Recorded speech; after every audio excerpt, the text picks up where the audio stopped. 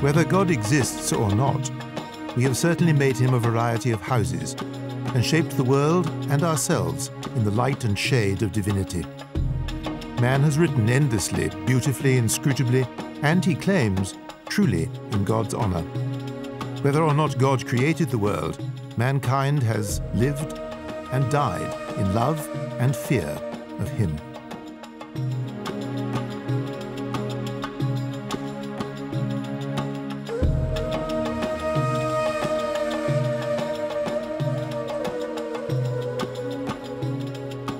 But where does God actually live? Is it simply in the faithful hearts of his believers? And where does one go to begin to trace the relationship between God and man? Well, first things first, God's last known address, Jerusalem.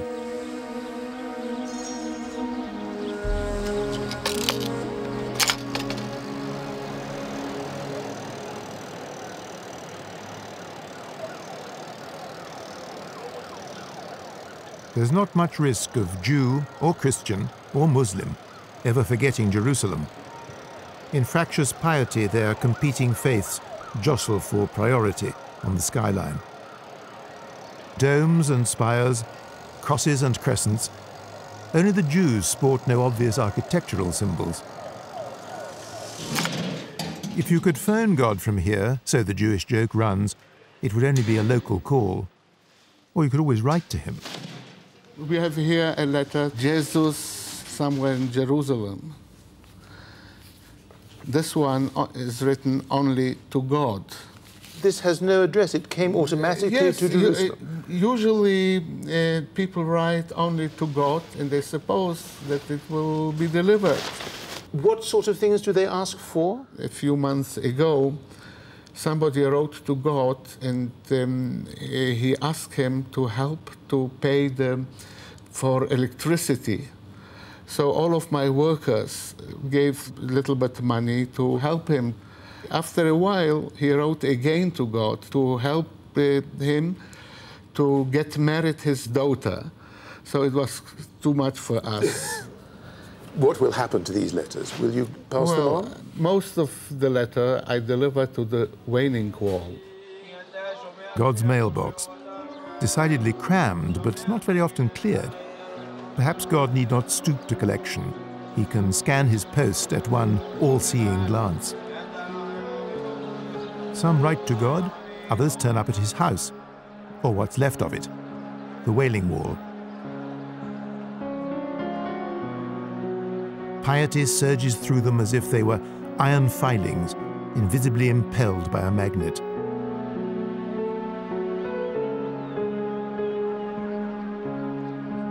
Where Jehovah's headquarters once stood, Muhammad took flight to heaven, and his followers erected the Dome of the Rock, a mosque where Jews do not dare or care to trespass.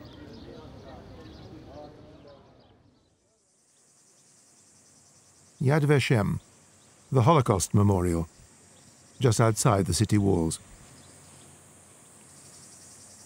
Every tree here stands for one righteous Gentile who helped Jews when they were being hunted and murdered in Hitler's crusade, often to the applause of their God-fearing Christian neighbors. Whom God abandoned, these defended. Well, you have to hope this isn't all the righteous Gentiles there were. This is the best that Christendom could do, is it? Not much of a showing. Certainly not a forest, is it? Yet Christianity continues, as if Christ's self-sacrifice remained the literally crucial event of human history. The philosopher Theodor Adorno said, after Auschwitz, no poetry. It's interesting that he didn't say after Auschwitz, no more God, even though he was in fact a Marxist. And when one looks at this piece of work, impressive and serious and honorable though it is, one wonders whether there can be any art after Auschwitz either. Because this, in a way, is a memorial which might be of a catastrophe, but cannot really ever deal with the catastrophe of the dimensions of Auschwitz. It's a if I may say so, almost a parody of what a memorial would be, just as our idea of God after Auschwitz is perhaps a parody of what he was before.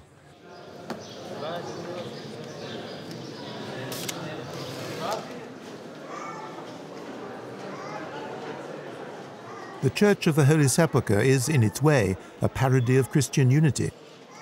The tenancy of the Church is shared between Roman Catholics and Greek Orthodox, Copts and Armenians, Franciscans and Ethiopians, none of whom is exactly the loving neighbor of the next. Man and his God are nothing if not territorial, and heaven help the trespasser.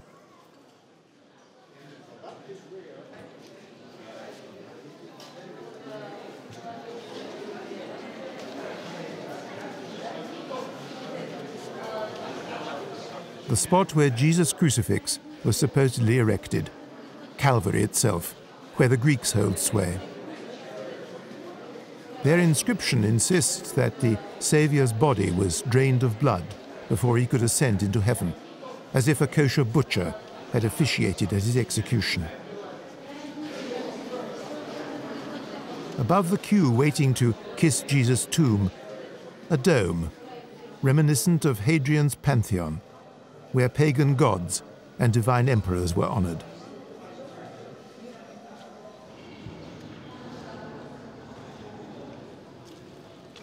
On the roof are the Ethiopians. Ejected from the main body of the church after a territorial squabble, they squat in attics, left behind by the Crusaders.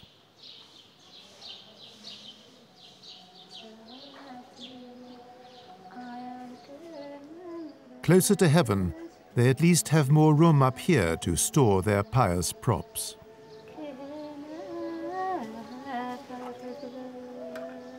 There's another alternative Calvary, complete with its own sepulchre and tended by typically green-fingered Anglicans. The Tomb Association was formed in 1893.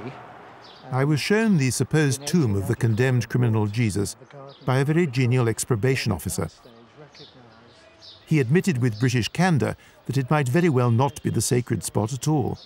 Still, at least the English have the place to themselves. If during the service, after we've been round with the communion, anyone would like a laying on of hands for yourself or somebody else, then please would you ask for it when we get to that point. Don't be afraid to... Joining an impromptu communion, I was reminded of days in school chapel when I furtively refrained from bowing my head at the mention of Jesus Christ, hoping, like many Jews before Israel lent muscle to our image, not to be caught in the act of being different.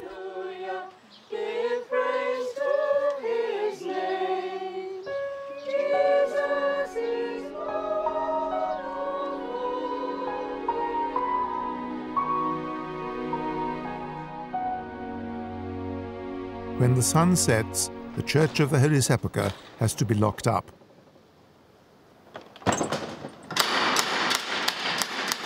The question is, what group among the competing and mutually suspicious varieties of Christianity is going to be in charge of the key? Ironically enough, the key has been in the reliable hands of a Muslim family for many generations. The Arabs had seized it from the Crusaders, and when the Christians finally regained control, they left the key in the custody of the heathen, rather than wrestle with each other for its exclusive control, as they surely would have.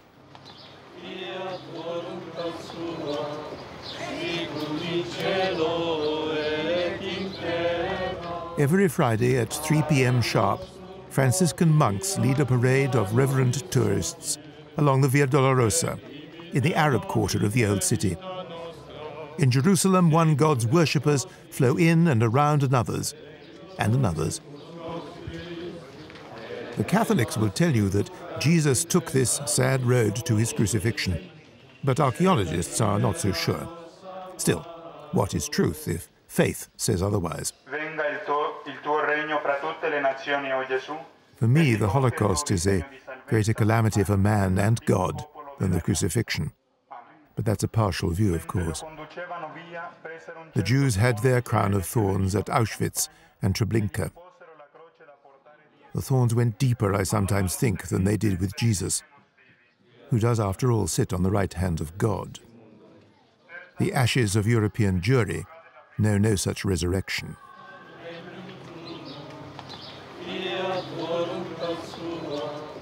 What is religion without its souvenir market?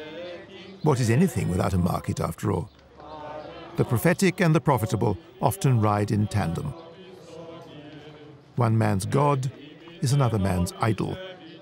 One man's faith is another man's madness. Luckily, most of us don't have to make the distinction. But if you're a psychiatrist in Jerusalem treating dozens of wannabe messiahs every year, that's exactly what your clinical duty is. How do you distinguish between sane and insane religious beliefs? Our problem in a lot of cases is the not clear-cut boundaries between a person with a deep conviction, perhaps bizarre, and real mental ill disease. If a person said today that he can walk on the water, or they can make from one piece of bread a complete dinner or something like this, in a very strictly psychiatric point of view, you say these people are not normal. Are there messiahs in Jerusalem at the moment, people who say they are the messiah? All the time we have messiahs. Oh. And we have here now, in Kfar Shaul Hospital, two messiahs from Israel. One is a very clear mentally ill person. The second we don't know because he's only from yesterday. Old Jerusalem seems immune to time. This is the gate from which a Jew called Saul set out for Damascus. On the road, a blinding light inspired him to become St. Paul, who turned the unique God of the Jews into just 1/3 of the Christian Trinity.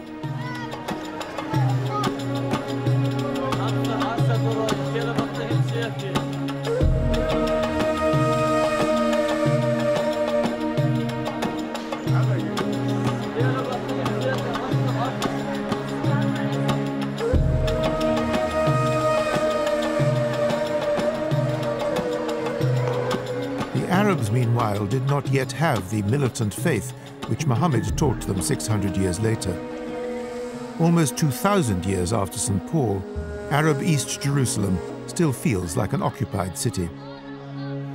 Whether Jehovah is looking down at all this with vindicated satisfaction, or Allah in slow fury, who is to say? Is Allah interested in politics? Does he have political views? You're not offended?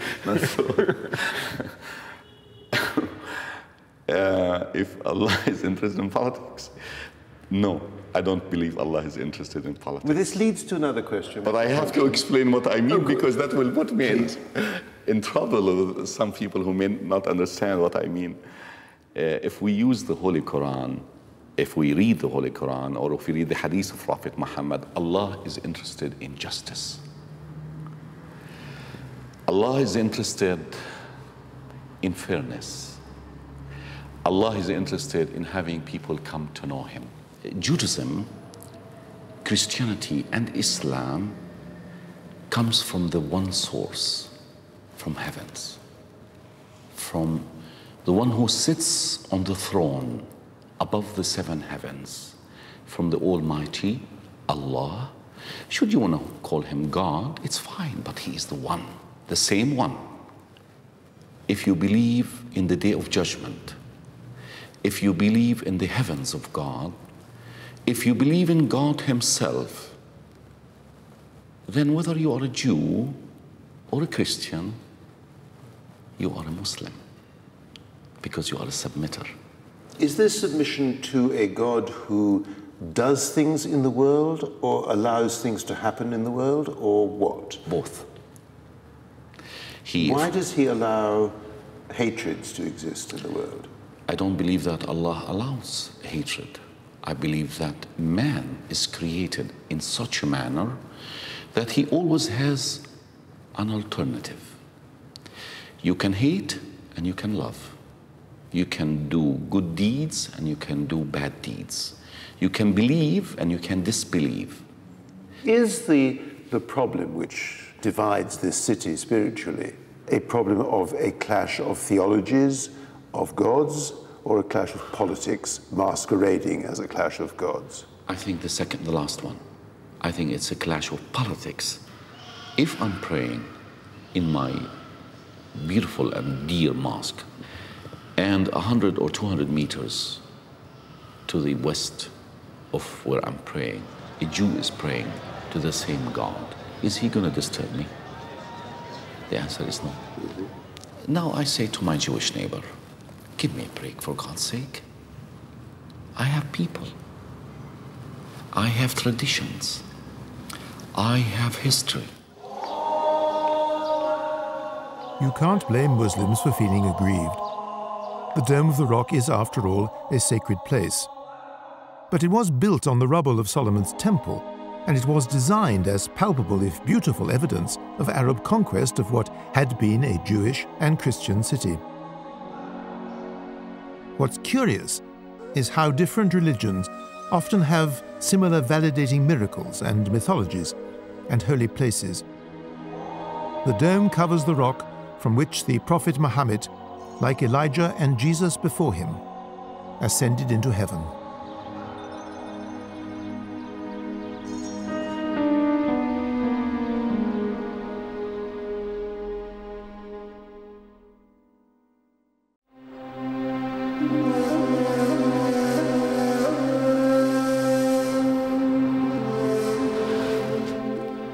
Zionist myth insisted that Palestine was a land without a people for a people without a land.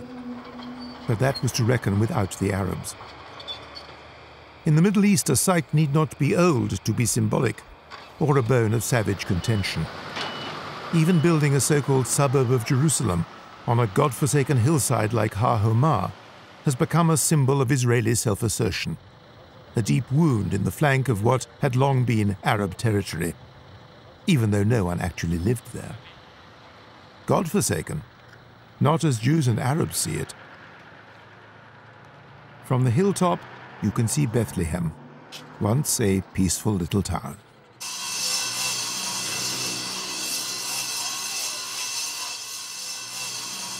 This is no new piece of religious architecture. It's armor plating to protect the tomb of Rachel, the wife of the patriarch Isaac. A Jewish shrine in an Arab town.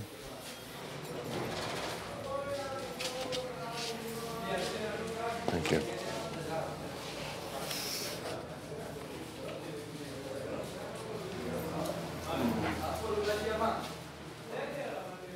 The Jews are the people of the book, and by God, there ain't much here but the book. Only Jews could build a tomb with its own library. This shrine has supposedly been here for thousands of years, but it looks oddly unfinished and certainly a bit charmless. Are these my sisters? Are these my brothers?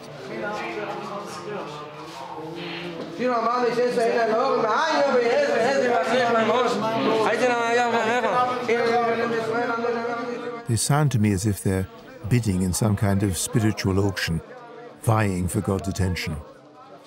Spinoza wrote, "It's ignoble to suppose that God intervenes in the affairs of mankind." Ignoble, or at the very least, risky.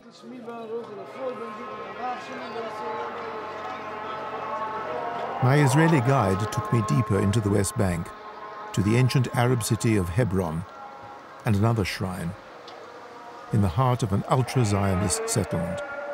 So what does it say here? So here is buried the saint, Dr. Baruch Goldstein, so on.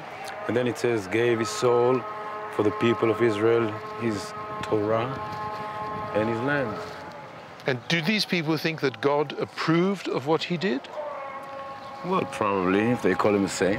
Yes. In 1994, Dr. Baruch Goldstein machine-gunned Muslims at prayer in the mosque. 29 of them died.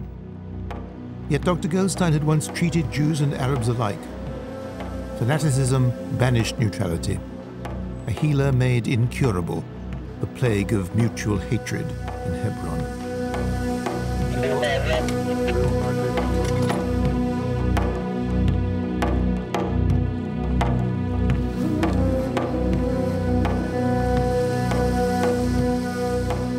Dusty square at the crossroads of Jewish-Arab enmity, where pilgrims come, or came, to see the tomb of the patriarch Abraham, common ancestor of Jew and Arab alike. The tomb may belong to both, but is a place of shared heritage and separate entrances, of bad neighbors and brotherly hate. Jews and Arabs must ascend to Abraham's tomb by different staircases and on different days. This was the only occasion I've ever been asked by a soldier, "Are you Jewish?" I said yes with a curious apprehension that there might be an ugly consequence. But the soldier was Jewish too, and there wasn't. Since the camera crew were Gentiles, I had to go on alone.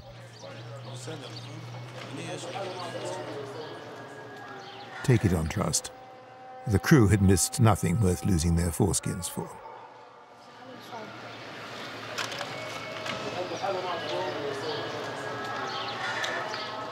The mosque I couldn't go to, because I'm a Jew.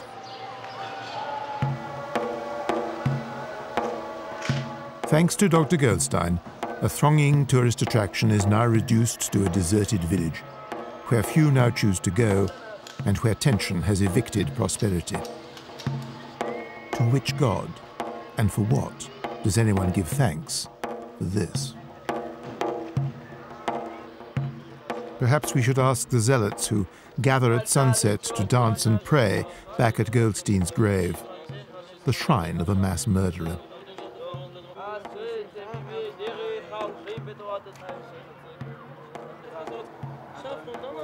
One can only suppose that they live by a different clock and swear by a different God.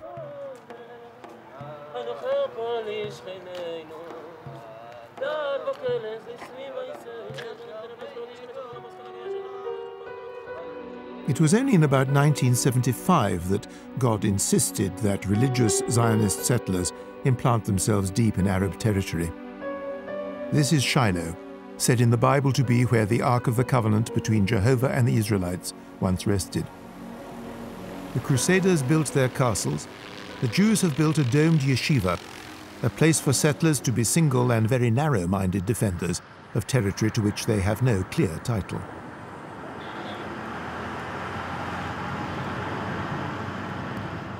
If one is going to use the Bible as the source of one's leases of land, this is going to create, to say, that these certain problems because different people have different holy books.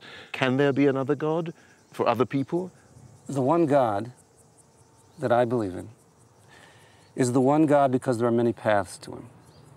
The one God doesn't mean that there is only one belief. The one God means that there are many, many paths and that all paths lead to him. Is Allah another God?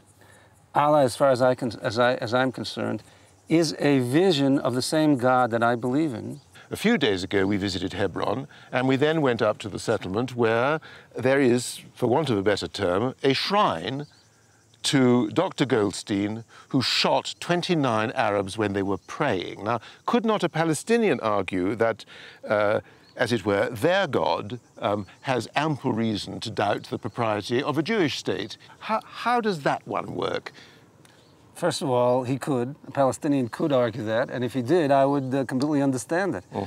But as far as I can tell, there's a difference between a number of actions that were taken by individual Jews and by an infrastructure, an organizational infrastructure, whose goal is terrorism, that is supported by a majority of the villagers in the villages that surround Shiloh. But perhaps the surrounding people favor the action of the Arabs because they are Arabs. They regard the settlers as invasive interlopers with a Zionist infrastructure and backed by a very partisan God.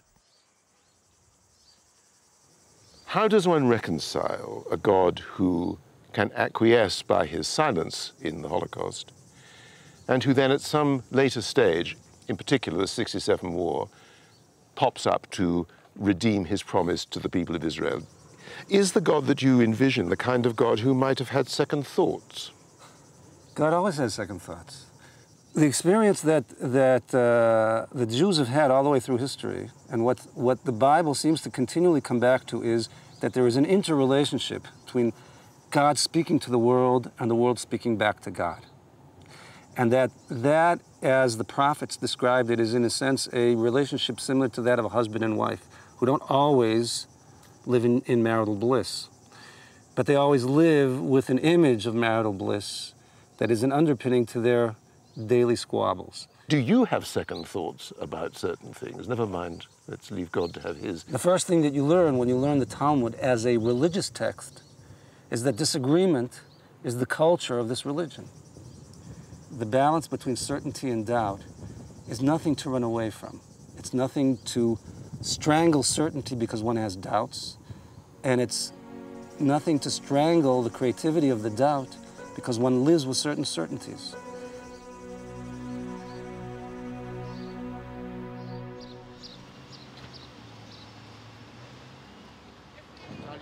The Crusader kingdoms of the Middle East are, like modern France and Britain, no longer of much consequence here. Only armies of tourists now disembark in the Holy Land, to take it not by storm, but by char-a-banc. This is not just one more river. It's the River of Jordan, where John the Baptist made his name. Let's hear it, folks, for the reborn.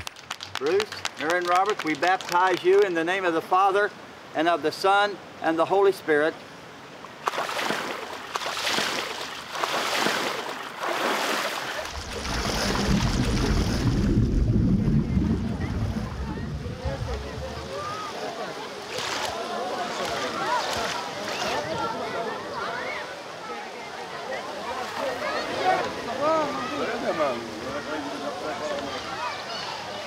The River Jordan is sacred to Christians, the Sea of Galilee too. For secular Israelis, it's more a riviera. The simplest way of accessing the Christian high spots of Galilee was to pedal. So many miracles and so many churches to commemorate them. So many sermons and, unfortunately, so many mounts. I didn't notice an increase in my spirituality, least of all on the uphill bits.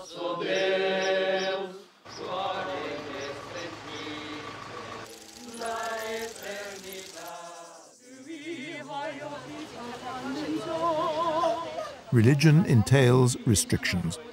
What you can eat and what you can't, what you wear and what you don't but should. Man is born naked as God presumably intended, but everywhere we see him and her, invited not to shock the deity by too blatant a parade of his own creation.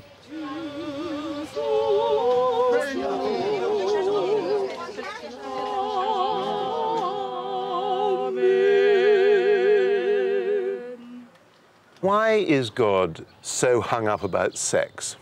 Is he hung up about sex, or are we? Sex is a powerful human experience. Religion is an attempt in many ways to come to an ordered life, all right? Yes. Bring a life that's meaningless and disordered and try to bring it into focus and meaning. Let's face it, one of the most unruly parts of the human psyche and the human body is the sexual drive. You think that Paul's talk about the tongue being an unruly member was a displacement upwards in Freudian terms? Well, yeah. I'm not even going to answer that one. You have to bring a Freudian in here to answer that. But I do think that the unruliness of the sexual passion is something that every religious person who takes self-control seriously has to deal with. I think that's why it's become a focus. Think about all the things happened here. Most of his miracles performed here. More than any place else, 85% of the miracles. To me, Capernaum's Greco-Roman architecture is a reminder of the pagan gods. But none of today's visitors cover their knees for Venus or bend them to Zeus. So was the existence of these defunct gods ever disproved? What hard evidence can we ever have of any god's existence? I do think that it's impossible to prove logically anything about God or anything that pertains to faith, but I don't think that Christianity, at least, or any other religion for that matter, claims that all of its faith, its teachings, its practice, all of those things are based on logic. I mean, ultimately, when you look at what Christianity accepts, what its people believe, what they practice, it's based on an experience. And for Christianity, that experience would be, At the beginning of the Christian movement, people experienced this risen Christ. I think one of the things which bothers those of us who are not religious is the pretension, if I can put it that way, to unique rightness. Do you think it's any part of the Christian faith to claim that it is uniquely right? I think it's one thing to claim it's uniquely right, and another thing to say, accept this or else. Now, when you have a pluralistic world, which is what we have, you know, almost every space is a world space now. You have all these people from all these different cultures, religions, languages pushed together in one place. I love pluralistic cultures. It keeps you honest in your own tradition and forces you to come to some understanding of the others. This century has been a century in which hostility to God has been exceptionally vigorous. Freud, as we know, wrote a book which he called The Future of an Illusion. Yes. And this illusion was man's constant faith in God. Yes. So how do you react to this notion of God having been, A, disparaged, and perhaps almost to the point of being about to disappear, and now at the end of the century, apparently having recovered a great deal of his vigor? No one can tell me that Freud and all of these people, and Marx, who have leveled criticisms against religion, did not do religion a service. We needed to hear those criticisms. But the Russians have a statement I like very much. They say, religion is like a nail. The harder you hit it, the deeper it goes.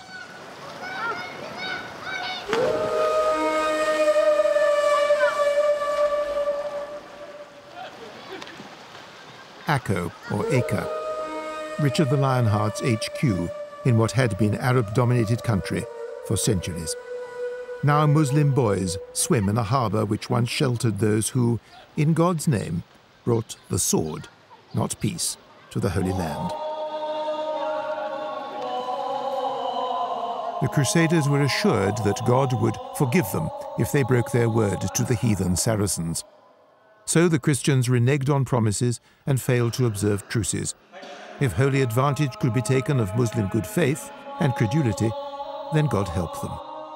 The West now often accuses Muslims of double-dealing, when Christianity, to the greater glory of its God, certainly dealt doubly with them. Some Arabs appear happy to wait patiently until the Jewish state withers away, just as the Crusader kingdoms did, for want of genuine roots. Time will tell, the Arabs say. Who knows whether it will or whether it won't, and what tale it will tell, and which gods it may finally honor.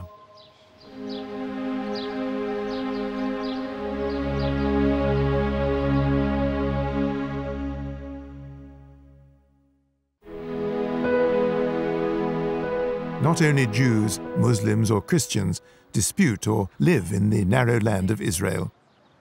This is the world headquarters of the Bahai, a multiracial sect founded in the 19th century by their prophet, a Persian noble called Baha'u'llah, himself a former Shiite mystic.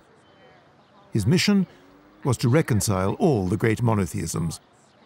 I'm not a Christian, but certainly Baha'is believe in Christ. I mean, we believe in the founders of all the major world religions. What form does that belief take? I mean, do you believe that he's the Son of God? I would believe that he is a messenger from God and that he brought a message for mankind, which was right for the age in which he came. Is Allah also the same God? Does he have a place in your religion? Well, we would believe that there is one God, and there are different ways of expressing God. There are different names you can give to God. But that God, in his essence, is unknowable. One of the things really interesting about the Baha'i religion is that it is new. What are the advantages and disadvantages of novelty in a religion, do you think? Well, I think one of the distinct advantages is that we have the written words of the prophet of our faith, which were written as and when he spoke them. And it's not distorted by man. It's the essence. And what are the disadvantages of being a new religion? Are there any? A lack of antique sites? Well, we have, you know, this again is really an advantage because it's only 100 years, just over 100 years ago that our founder passed away. So we know exactly where he had been. We know the houses that he lived in, and we visit those places, and we know for sure that they're authentic. Are there rules about dress? Do people have to wear certain clothes? No. Do they have to eat certain foods? No. Do they have to not eat certain foods? No. Do women have to be segregated from men in ceremonies? No. Or? No. So What do Baha'is disapprove of? Well, there are a few don'ts. Yes. Drugs is one. Yes. Baha'is don't take drugs. They don't take alcohol. There aren't so many. Do the Baha'is condemn anybody in terms of heresies or people that they regard as devils or people who... No, no. Do you think being so accepting and so generous is actually, in many ways, not what people want from religion? I mean, does it ever occur to you that, in a sense, absence of prejudice and malice may limit your numbers rather than increase them? I don't think so. This is a new age. This is a time when people are looking for truth. And I think the faith has the answers for them if they investigate it. There are old answers too, if you know where to look. Very old ones.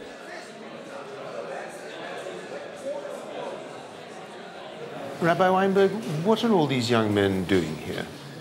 Well, very simple. You know, if you stumble on a gold mine, you stay there and you dig.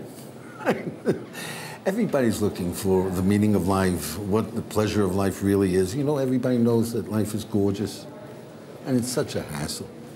It doesn't make sense. So where are they digging? What in our heritage. These born-again Jews are practicing pilpul, the cut and thrust of argument over biblical texts. The trick is not just reading the lines, but reading between them. No, but this is a moral notion, isn't it? If I break your toy, I don't replace it with a broken toy, I replace it with a toy that is not broken. But not a better toy. But not for example, it's not on purpose. No, that would not be the law, that would simply be an act of generosity. Yeah, if you want to. Right, if you want yes, to. Whatever you want. But there's another sensible point here, actually, isn't there, as well, if I understand this correctly, which is, once you have stood on my crate of peaches, how am I ever going to prove to you that they were okay or not okay before? So it would be a prudent lawgiver who said, we cannot actually argue about whether they were bruised before. So let's assume they were. Well, I don't know whether I've spent the afternoon with God. I don't really think I have, but I've spent it with his Jewish followers, very keen ones, who spend their whole lives arguing, and I have to say that I've had a really extraordinary and enjoyable afternoon. It's strange. And I think its strangeness comes mainly from the fact that these yeshiva students really talk philosophy. They don't talk theology, because everything they're talking about is really quite small and instances which are very like legal instances. And thinking that I was going to be faced with a lot of extremely credulous and tiresome people who only thought one thought, which was that Orthodox Judaism was correct, I wasn't faced with that at all, because in a strange way, they weren't very involved with God, at least not this afternoon. They were all male, though, and I'm sure they were united in thinking that God was too. When I was born, the Israeli Postal Service had a telegram, a decorated telegram. There was one for boys, Mazal Tov Leuledet Haben, Mazel Tov for the birth of your son, and there was one for girls, Bat Tchila Siman Yafeh Lebanim, girl first, good sign for boys later. Meaning, plumbing is working, everything's fine, you know what to do, now bring the real thing. Yes. When you think of the God of the Jews, do you think of a male God? Absolutely, yes. And what's his view of women? Well, basically we are the way to make genetic material, Jewish genetic material, move from one generation to another. I'm seen in my religion as a uterus that talks and walks, but the most important part about me is the uterus. Why don't you just say no to this God and walk away from him? My problem is not so much with God. My war is, and the anger is, with the religious establishment. The people who are self-appointed to interpret to us what God wants, and they are chauvinist bullies in Israel. And is there any conceivable sense in which you can challenge the grammar of God, in the sense that his maleness can be diluted with femaleness? Is it conceivable that there could be a female God? Yes, in Judaism, yes. And it's right there, built into our religion. So you think that the maleness of God is something which has been wished upon him rather than a necessary attribute? Absolutely. And is that why Moses was permitted to see the backside of God, but not the front, do you think? This is one of the things we use. We say, from the back, we all look alike.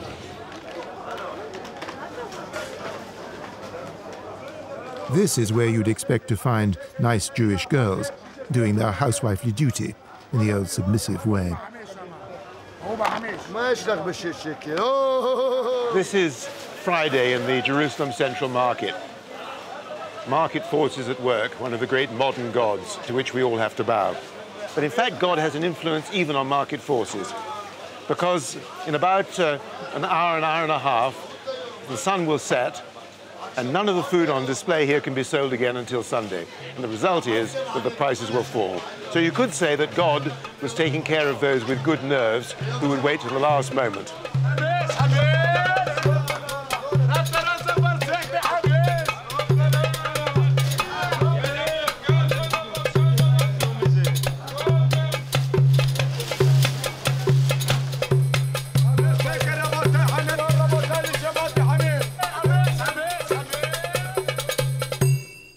Risking giving offence to the Orthodox, I turned on the square-eyed god of the electronic faith, the god for whom one neither kneels nor stands. Protect this rare red heifer from those who would harm her.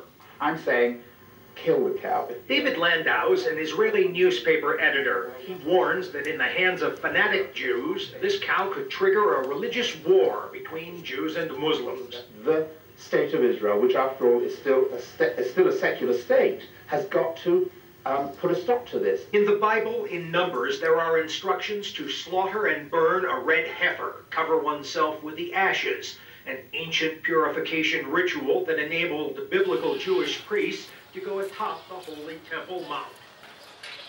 It sounded to me like the point at which respect for religious tradition meets mumbo-jumbo. This I really had to see.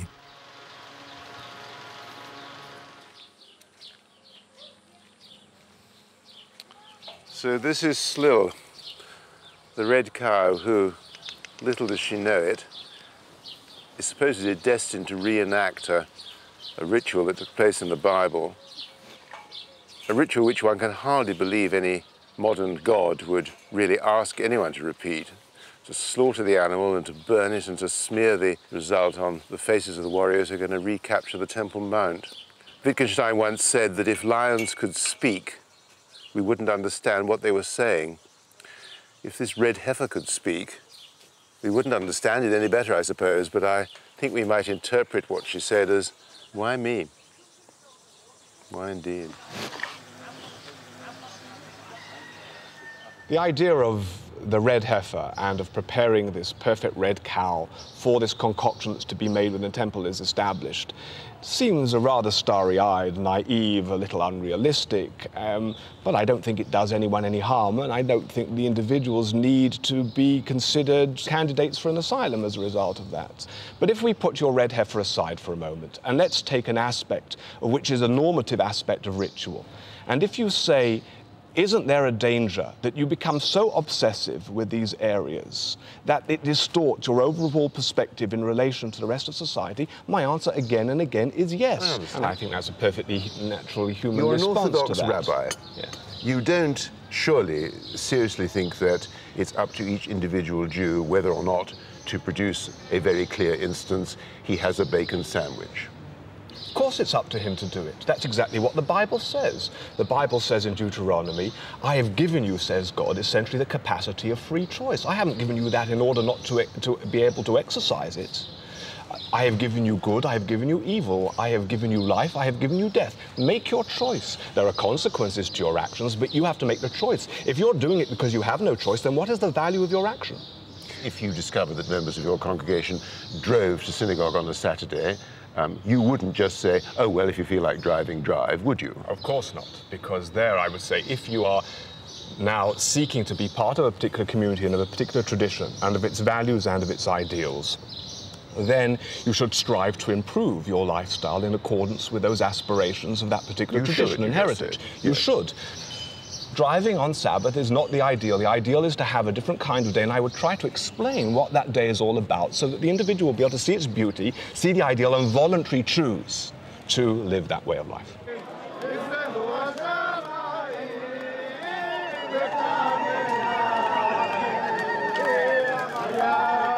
I wonder how much choosing there really can be in any Orthodox community, with all its pressures to conform. At their bar mitzvah, these Jewish boys become Jewish men. They make a choice which precludes further choosing, except at the cost of social ostracism. As soon as the pious of any faith are inside their piety, it is God who chooses them, for once and for all.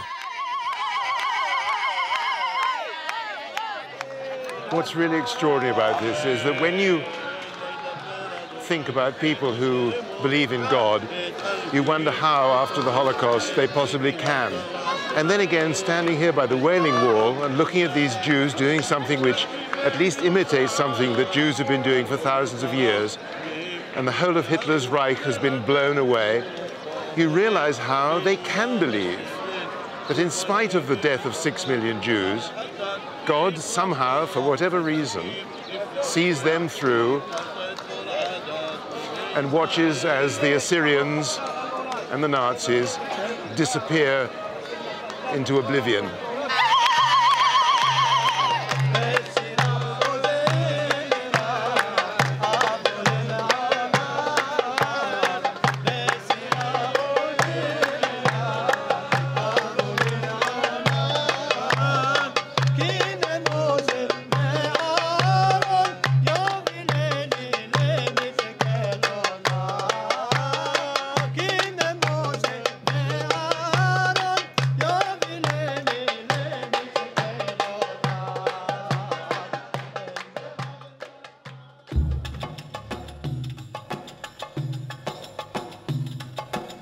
God's last known address may well be Jerusalem, but my last destination had to be his first known address, amongst the rocks and sand of the Egyptian desert.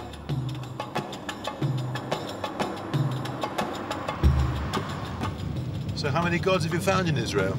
Well, only the one, really. I was surprised at the convergence of the monotheisms. I expected them to be antagonistic, but they refused to be. And in fact, you realize that God was the first kind of spiritual single currency. And what have the gods of the Middle East got to do with you, then? Not as much as one might think, or maybe some people would hope. The answer is they seem a lot more foreign here than they do in England. One hears Arabic, one hears Hebrew, and one knows that one doesn't speak either. And the result is that God's reach seems not to be very great, although his intensity certainly bears down heavily, particularly on Jerusalem. And where are you off to now? Well, we're off to Mount Sinai, where Moses took delivery of the Ten Commandments, and where he also, owing to a gracious gesture, actually saw God. He only saw the backside of God, if I can put it that way, so the sex was indeterminate. I don't imagine that he'll be showing very much of himself to me, but one never knows.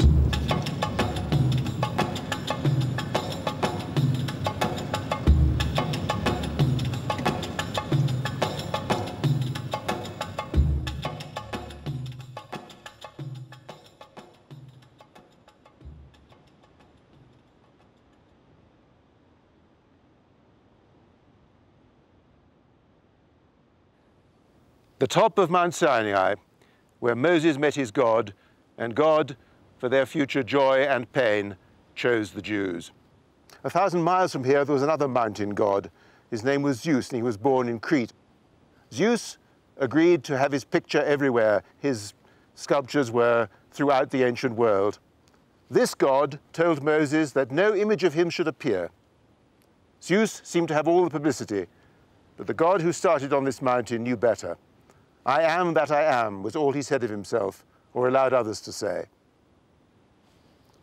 And today, he still is that he is, the God of the Jews and the Christians, and supposedly the creator and master of the world. He is here and everywhere, and Zeus is nowhere. The God of the Hebrews prevailed.